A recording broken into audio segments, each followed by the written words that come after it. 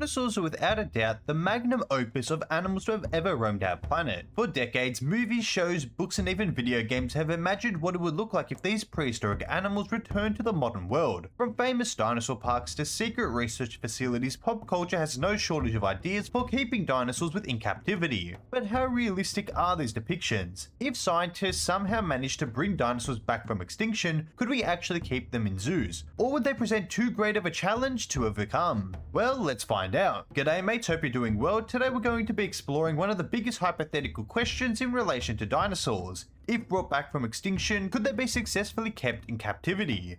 As always, if you enjoy these hypothetical videos, make sure to like and subscribe for more. At a first glance, the answer might seem pretty straightforward. After all, modern zoos already care for thousands of different species, from amphibians to mammals to reptiles to birds to insects. They also care for some of the largest and hence most potentially dangerous animals to exist today. This includes of course elephants, rhinos, hippos, crocodiles, tigers and lions. If we can already successfully care for these animals, why can't we do the same for dinosaurs? However, when looking beyond the initial excitement of seeing living dinosaurs, the situation becomes pretty complicated pretty quickly. Keeping dinosaurs in captivity would require solving problems unlike anything any modern zoological institution has ever faced. Added to that, it would be on a significant scale. The first challenge of course would be understanding the dinosaurs themselves. When zoologists care for modern species, they have access to decades and in some cases even centuries of information. Scientists are able to study these animals in the wild and in captivity. They are able to study migration patterns, social behavior, diets, communication methods, the average sizes, reproduction habits, and responses to environmental changes. All of these different aspects are highly important when zoos attempt to recreate suitable habitats for said animals. Dinosaurs, on the other hand, are pretty much limited with the information we have. Though paleontologists have learned an incredible amount of information by just their fossils, as much as I hate to say it, even they have limits. Bones are able to tell us how large an animal could be. They can reveal how it moved. Fossilized stomach contents can sometimes provide clues about their diets, while trackways can show how certain species would travel. But again, fossils can't tell us everything. For example, the debate on dinosaur behavior.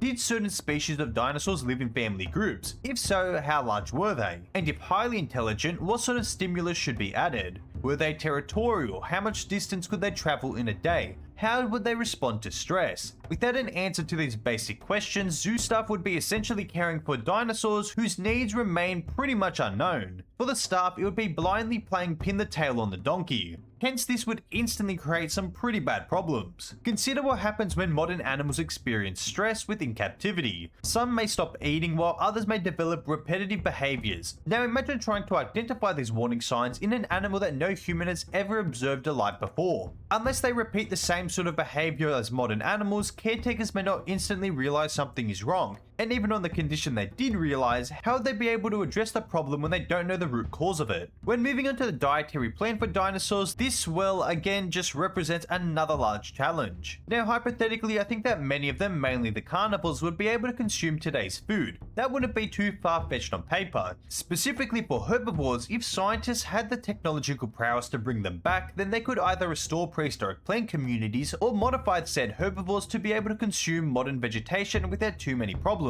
The true issue that we'd run into here is the sheer scale required. Take Argentinosaurus for example, one of the largest land animals to ever be discovered. This giant could have weighed in at over 90 tons. That is roughly the weight of 17 African elephants. An animal of that size would likely require enormous quantities of food every day. Maintaining even a small herd of these would demand agricultural resources on a scale that no zoo would be able to deal with. What about the smaller ones? Well, food-wise, they'd be much more accommodating. A 10-ton Diplodocus and Camarasaurus have been estimated in a 2018 study to eat around 30 kilograms of food per day, while a 7-ton African elephant would need to eat around 40 kilograms of the same food source. So I'm of the opinion that keeping sauropods roughly the size of an elephant would have some real promise. Carnivores, on the other hand, do present a bit of a different issue.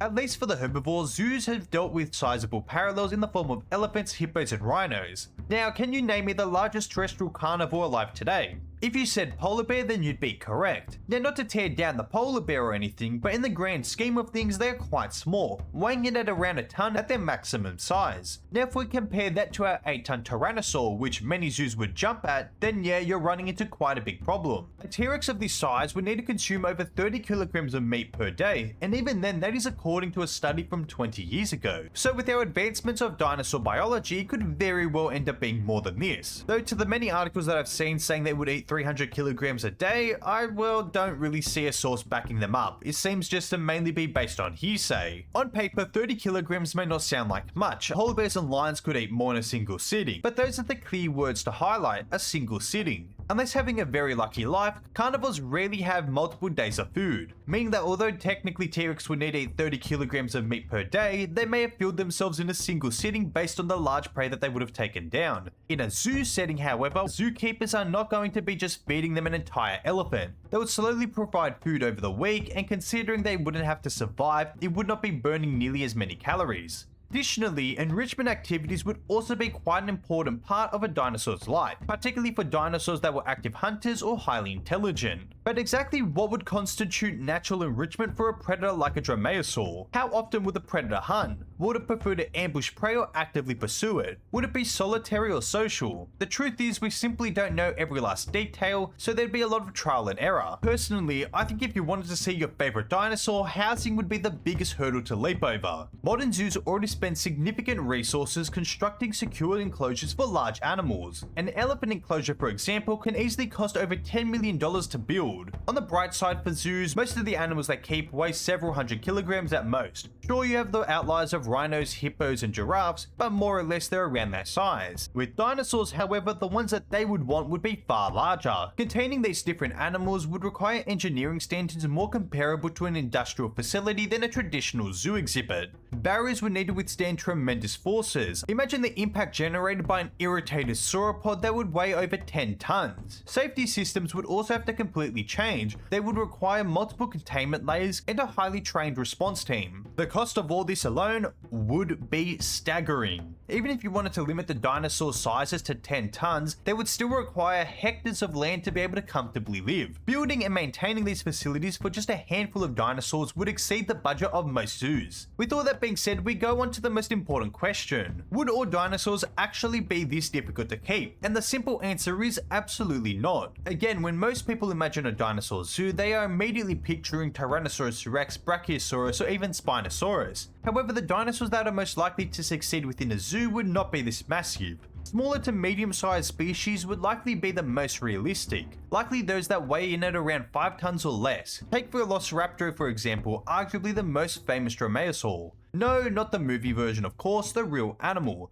The actual Velociraptor, as I'm sure many of you already know, would be around the size of a large turkey. While it still would be dangerous, it would be much easier to house than something like a Giganotosaurus. They need far smaller spaces, far less food volume, but in saying that, they don't automatically bring that awe factor. Don't get me wrong, I'm sure most would visit a zoo holding a Velociraptor, Psittacosaurus, and Microraptor. However, in saying that, I don't think it necessarily means they would be going every day. That is the importance of having dinosaurs that are a bit larger. Medium-sized dinosaurs may present more of a challenge, but realistically, to gain more attendance, they would be needed. Take Allosaurus for example. An adult allosaur would likely have weighed in between 1 to 4 tons depending on the species brought back. So while they would still be pretty big, it would not be titanic. I mean, although having to be edited into a unique terrain, an allosaur could certainly fit in an empty elephant's enclosure.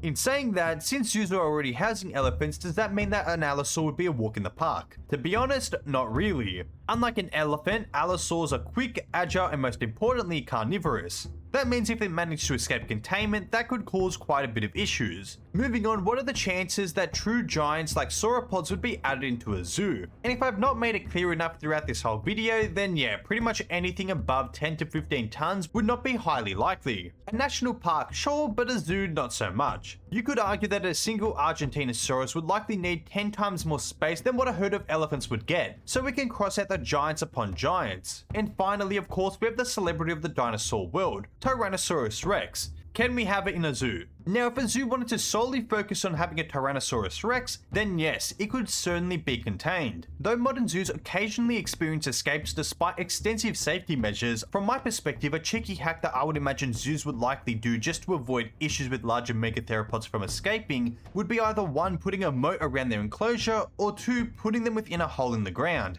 Both aren't likely great options and severely restrict the available space and hence not bring full well-being to the dinosaur, but realistically for safety's sake, that may be what happens. But let us say for a moment that we've somehow sorted the biggest problems. Let's say we've built the enclosures, we've worked out each of their diets and successfully brought back a population of dinosaurs from extinction. Would that mean that the hard part is over? I mean, yeah, no, I really wish it was. It's not even close. In fact, some of the biggest problems would likely begin once the animals are actually brought back. For starters, there is the issue of climate. Dinosaurs lived in a world that looked a bit different from our own. Throughout much of the Mesozoic, global temperatures were generally warmer, sea levels were higher, and ecosystems were unlike anything we see today. Now, some dinosaurs may realistically be able to adapt to modern environments, but others may not be able to. Imagine spending millions of dollars bringing back a species from extinction, only to discover it struggles in your zoo's location. And let's just ponder it for a moment. Could a Herrerasaurus, Eutyrannus, and Spinosaurus all coexist within the same climate?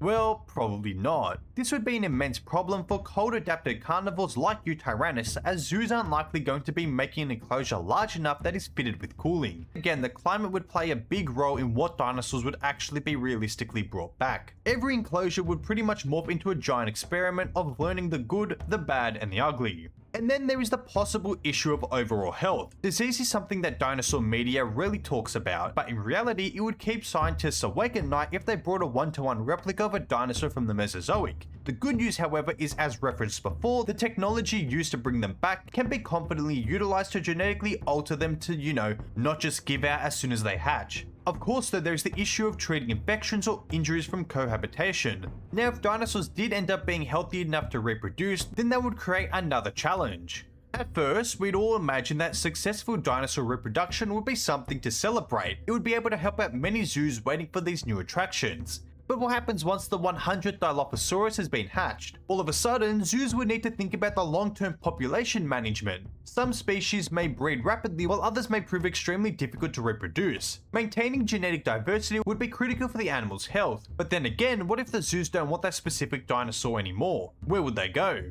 Finally, there is public safety, because no matter how advanced a dinosaur facility may be, accidents will still happen. Just watch Jurassic Park. A loose tiger is a major emergency, and while I do think the megatheropods would be locked down, a loose Allosaurus or maybe Cryolophosaurus would be an international news story. The likely result of all this would be policies being employed to restrict breeding, transportation, containment, and overall the public's access. Yet despite all of these challenges, I cannot lie, humanity is nothing if not tenacious, and we would absolutely find a way to keep dinosaurs in captivity if provided the opportunity. So, after everything we've discussed, could dinosaurs actually be kept in zoos? For many species, I have no doubt about that. Dinosaurs like Utahraptor, Styracosaurus or Stegosaurus would have their fair share of challenges, but at the end of the day still be managed through specialized training. But I won't lie, the bigger fellas are a bit of a dice roll. As said before, the giant sauropods would absolutely not be fit for a zoo, and if they did somehow manage to get their hands on one, they would cost so much that they may just be ran out of business. Meanwhile, megatheropods like Giganotosaurus and Spinosaurus would be pushing zoos' budgets to the absolute limit, likely meaning they would only have a choice for picking 1 or 2 species. So with all that being said and done, I'm of the belief that dinosaurs can of course be kept in captivity, proving that we keep it realistic and well within our means. We couldn't be able to greed for an Argentinosaurus, I'm sorry viewers that may have wanted that. So in terms of the sort of dinosaurs that you'd be looking at in a zoo setting, it would mainly consist of ornithomimids as they are comparatively small and have low upkeep, various ornithischians, although the larger species like Edmontosaurus or Triceratops would be kept in small numbers, sauropods would obviously be limited to those below 15 tons in weight, and of course theropods would be a fan favourite, although zoos would only be able to hold a few of these theropods until profits allowed them to expand. Anyways, we've reached the end of the video and I hope you've all enjoyed. As always, make sure to like and subscribe for more, and I'll catch you in the next video. See ya mates.